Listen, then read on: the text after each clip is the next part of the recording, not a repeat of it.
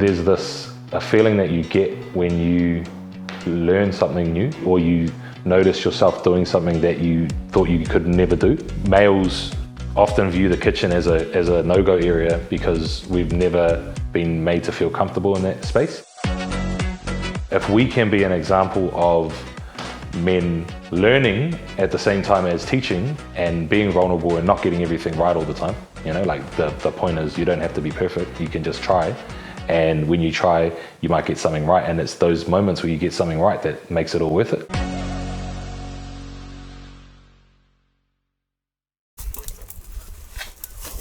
I came home one day from DJing, and I thought, oh man, I just want to start making some cooking content. Posted my sandwich video up, and then I woke up the next morning and everyone kind of enjoyed it. So I was just like, okay, we're going to do this now. One of our mutual friends moved into the house at the time. His name's Jordan, and he was like, brother, you should link up with my brother Charlie. He's been doing the same thing, and then you guys could kind of get together and do something. Rolling down the river. My mum had got diagnosed with cancer.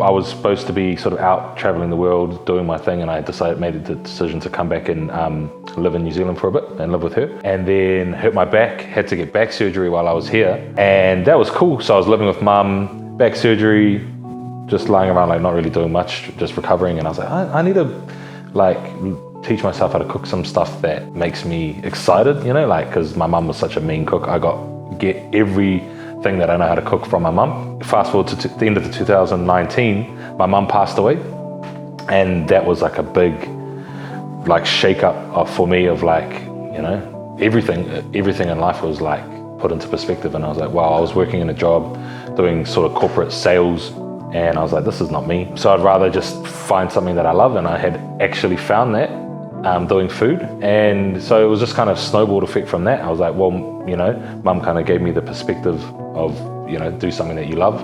Decided to do that. That coincided pretty well with Seymour, and that was that conversation of, hey bro, you should meet my mate. You guys are doing the exact same thing. You guys are on the same buzz. And yeah, kind of reignited my passion for cooking, and the way to reconnect with my mum. Her energy was so inclusive, bringing people together to share a meal, and we able to do that now, on a wider scale, which is amazing.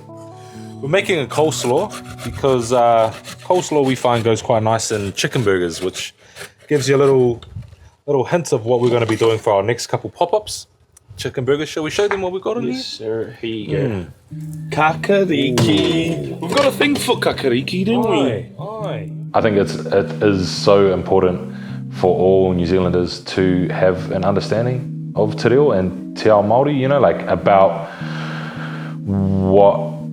what the essence of the language and the culture is. That's kind of a major thing for us. Why we started this is because we want to push a positive, healthy image, healthy relationship with food, healthy relationship with yourself, healthy relationship with your body, and the te whare tapu whā model of being holistic with the way you take care of yourself is a major sort of push for us.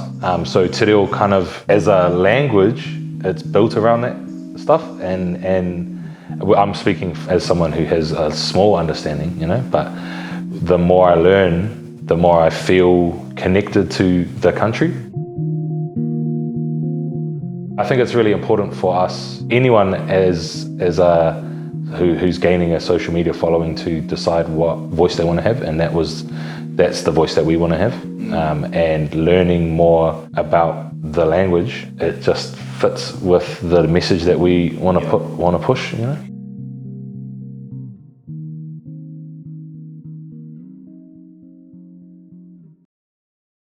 Guess what I'm trying to say is a positive masculinity. That's what we really want to try and push as well. It's good to be masculine, but how do you, what's positive, and what's the best way to show that? And definitely having conversations with loved ones is one of those.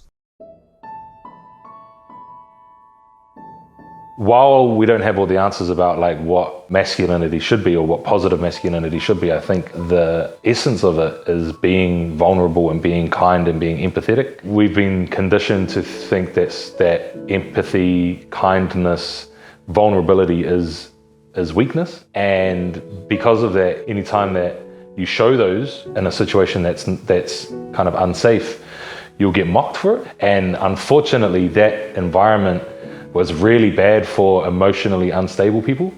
You know, like if you can't feel that you can speak up to your mates, who can you speak up to? You know, like if you think, you know, you're going to be vulnerable to your mates and all you're going to get is mocked, you're going to hold that in. You know, you're going to hold that in. It's not going to express itself. And what we know about emotions is if they're not expressed, they come out. You know, you can't bottle them up forever.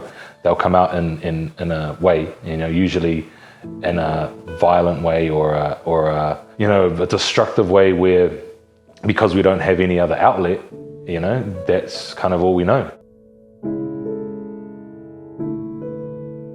That is kind of one of the bigger societal issues that we see in the world that we want to change, being a type of masculinity that is positive, not only for ourselves, but the women around us, the young men around us, you know, the young people around us, you know, just being examples of vulnerability with mana, you know, with strength, with power, and like an example that people can be like, yeah, that's who we want to be like. Yeah.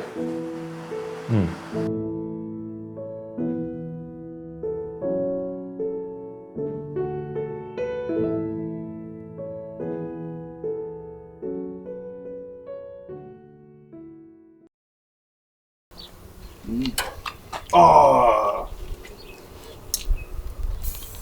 that was Johnsy spit. No, bro, fucking hands in there, bro. Straight in there.